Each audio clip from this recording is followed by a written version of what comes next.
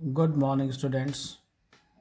मेरा नाम राजवीर सिंह है और हम ई 306 इलेक्ट्रिकल मशीन सेकंड्स की स्टडी करने वाले हैं।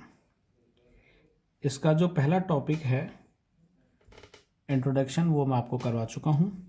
दूसरा टॉपिक है रोटेटिंग मैग्नेटिक फील्ड। तो आज हम ये फाइंड आउट करेंगे कि रोटेटिंग मैग्नेटिक फील्ड क्या होता है, इसको किस प्रकार से बनाया जा सकता है और क्या ये सदैव रोटेटिंग मैग्नेटिक फील्ड बनता है।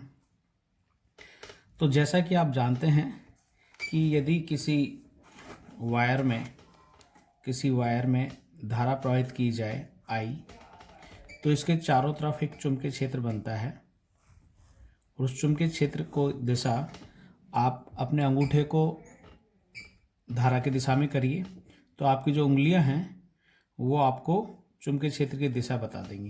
तो यदि मैं इसको ऐसे करता हूं तो आप देखिए कि ये एंटी क्लॉकवाइज बन गया, और यदि मैं इसको धारा की दिशा विपरीत कर देता हूं तो आप देखेंगे कि मेरी उंगलियां नीचे की तरफ जा रही हैं।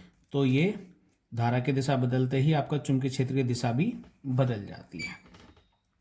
तो अब आज हम सबसे पहले जानकारी प्राप्त करते हैं कि यदि किसी कुंडली में उसको एसी सोर्स के साथ जोड़ा जाए तो उसके अंदर धारा प्रवाहित होगी, और धारा प्रवाहित होगी तो उसका चुंबकीय क्षेत्र किस प्रकार से बनेगा।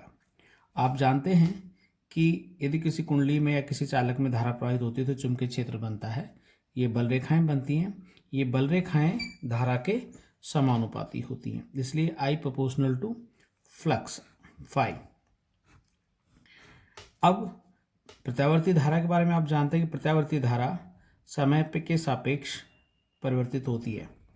इसका आयाम भी परिवर्तित होता है। आप देखिए कि इसका मैग्नीट्यूड बढ़ रहा है, फिर कम हो रहा है, फिर शून्य हुआ, फिर मैग्नीट्यूड बढ़ रहा है लेकिन दिशा उल्टी हो गई है रिवर्स डायरेक्शन में, फिर ये शून्य हुआ।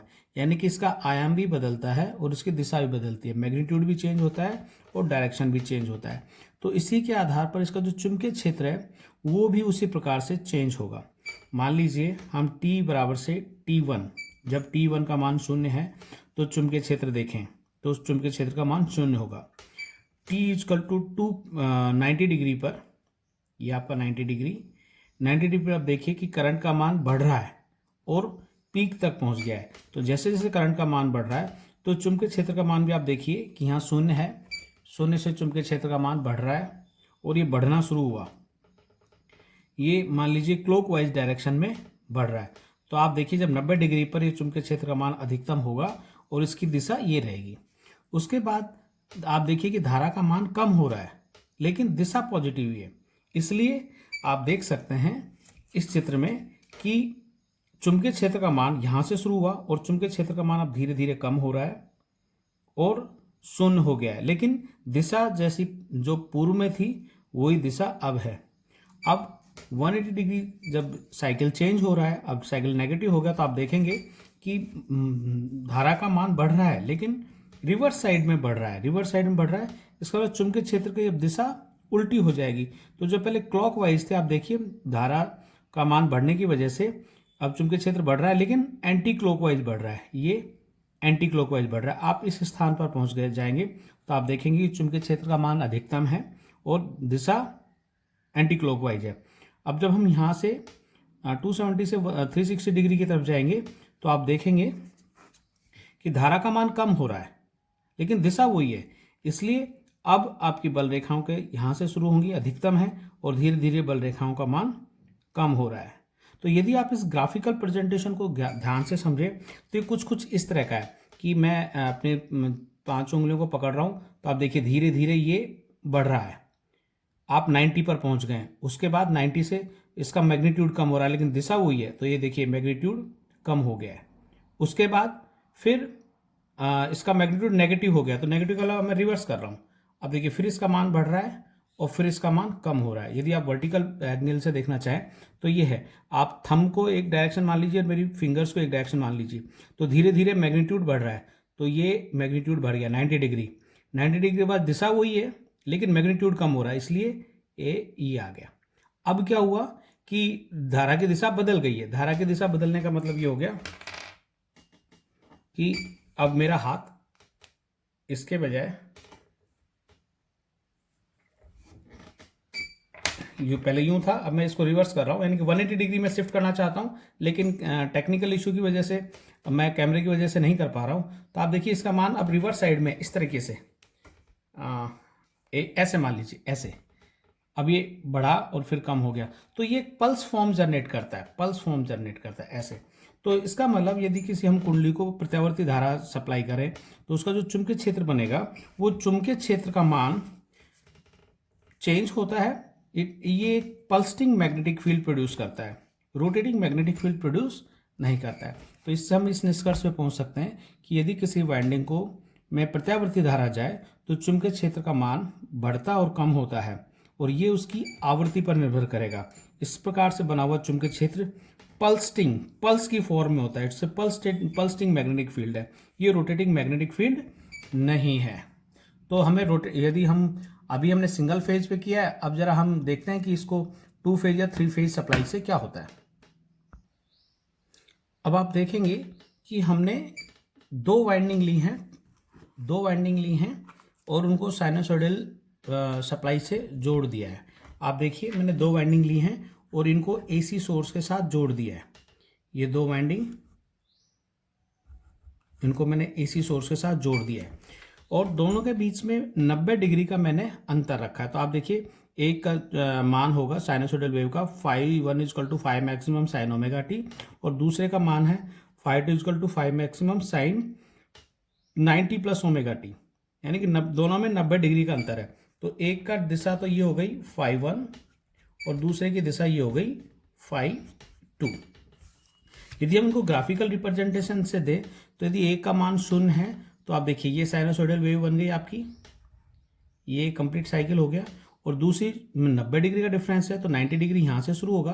तो आप देखिए ये 90 पे 0 पर है, ये 90 पर मैक्सिमम है, तो ये दूसरा फेज आपका इस प्रकार से शुरू होगा। जो 90 पे 0 आएगा, 270 पे 0 आएगा और ये आगे तक इस प्रकार से जाएगा।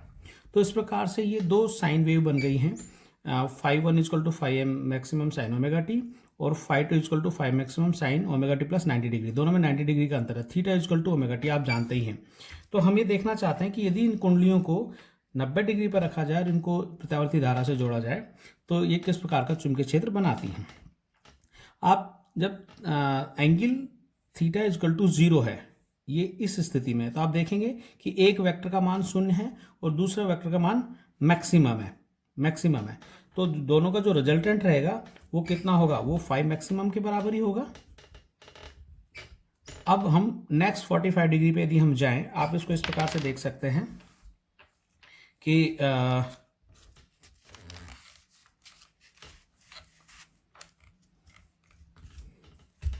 अब 45 डिग्री वेक्टर घूम गया है, तो जो पहला वेक्टर है वो घूम के 45 डिग्री यहाँ आ जाएगा, और जो 90 डिग्री वाला था, जो दूसरा वेक्टर था ये वाला, ये घूम के 45 डिग्री इधर आ जाएगा।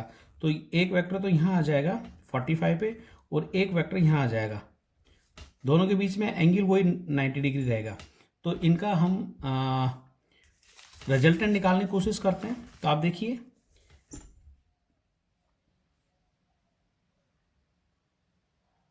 पहला वेक्टर था हमारा φ1 = 5 मैक्सिमम साइन ओमेगा टी, तो ओमेगा टी की जगह मैंने 45 रख दिया है। साइन 45 का नाम 1/√2 हो जाएगा, तो φ1 की वैल्यू हो जाएगी 5 मैक्सिमम /√2। इसी प्रकार से जो दूसरा वेक्टर था उसकी वैल्यू थी 5 maximum sine omega T plus 90 degree, तो मैंने क्या किया है कि φ2 की वैल्यू निकाली 5 मैक्सिमम साइन ओमेगा टी 45 मतलब 90 डिग्री, और उसमें 45 डिग्री मैंने जोड़ दिया है, तो ये हो गया। तो साइन 90 + 45 हो गया cos 45, और इसकी वैल्यू आ गई वही 5 मैक्सिमम साइन 5 मैक्सिमम 1/√2। अब जो रिजल्टेंट होगा, ये दोनों के बीच में 90 डिग्री का एंगल है, तो इनका रिजल्टेंट होगा, पाइथागोरस थ्योरम निकालिए।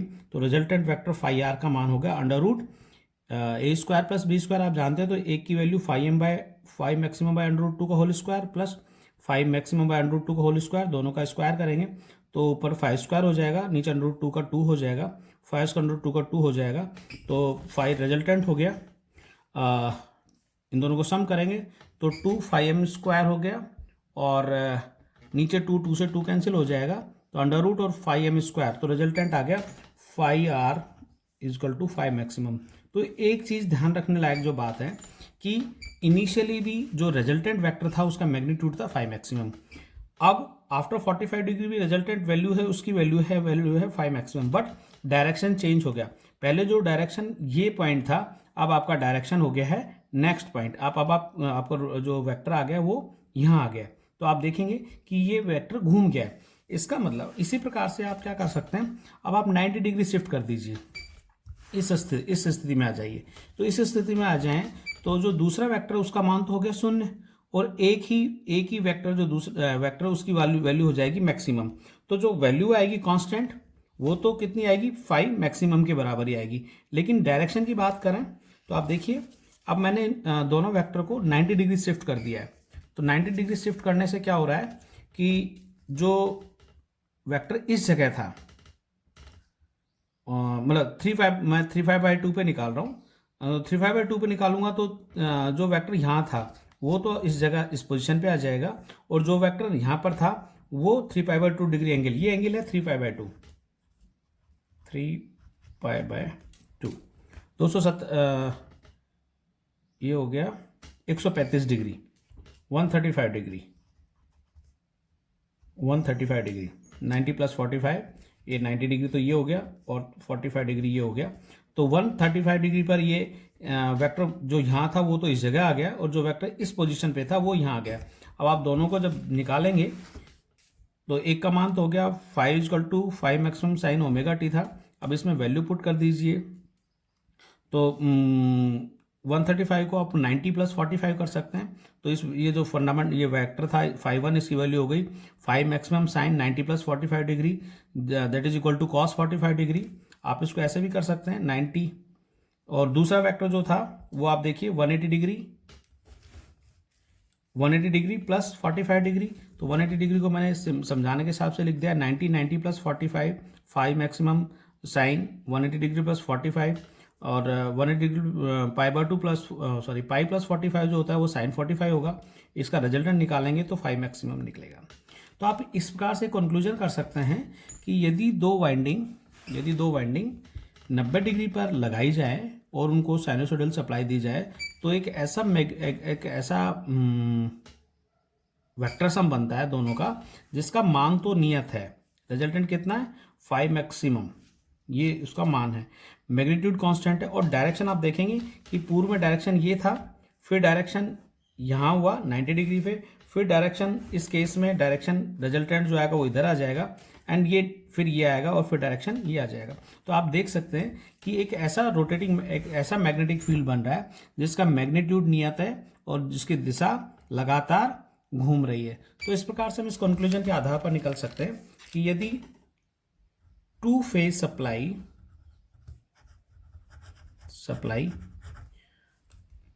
टू वाइंडिंग्स को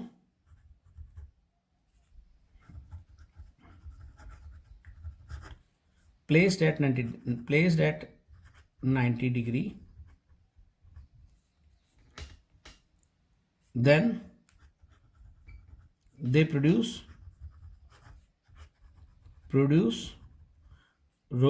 rotating magnetic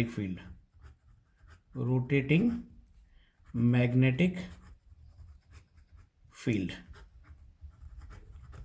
whose has magnitude is equal to 5 maximum, and change its direction of rotation, and speed of change होगी ns is equal to 120 f/p। ये जो वेक्टर बनता है रिजल्टेंट वेक्टर, इसकी जो speed होगी घूमने की वो होगी 120 f/p, जिसमें f आपकी फ्रीक्वेंसी है and p number of poles है, तो यदि अब इंडिया में देखें तो f = 50 हर्ट्ज, एंड कम से कम आप 2 पोल के लिए कोई चीज़ बनाएंगे, मैग्नेट के 2 पोल होते हैं, तो आपकी जो ns आएगी दैट इज 3000। यदि आप नंबर ऑफ पोल 4 कर देंगे तो ns की वैल्यू हो जाएगी 1500। यदि आप 6 कर देंगे तो ये चेंज इसके अकॉर्डिंग, इस फॉर्मूले के अकॉर्डिंग ये चीज़ चेंज होता जाएगा। तो इस प्रकार से हम इस कंक्लूजन पे पहुंचे हैं कि यदि सिंगल फेज वाइंडिंग को सिंगल फेज सप्लाई से जोड़ा जाए तो एक रोटेटिंग मैग्नेटिक फील्ड नहीं बनता, बल्कि एक पल्सिंग मैग्नेटिक फील्ड बनता है, जबकि यदि हम टू वाइंडिंग्स को टू फेज सप्लाई दी जाए तो तो उनके बीच में रोटेटिंग मैग्नेटिक फील्ड बनता है जिसका मैग्नीट्यूड 5 मैक्सिमम होता है और वो एक कांस्टेंट स्पीड से घूमता है। तो आज के लिए इतना ही। Thank you.